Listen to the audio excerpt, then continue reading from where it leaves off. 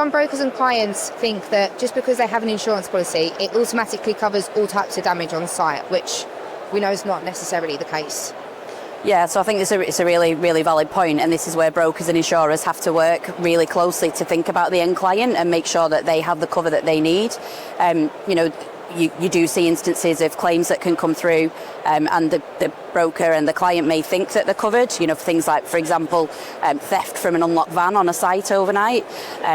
And sometimes, in the small print, it's not there. That's where working and having those close collaborations between brokers and insurers, so you understand the wording, you understand what your client needs, you understand what endorsements, etc. may be needed for the contracts and the type of work that they're doing.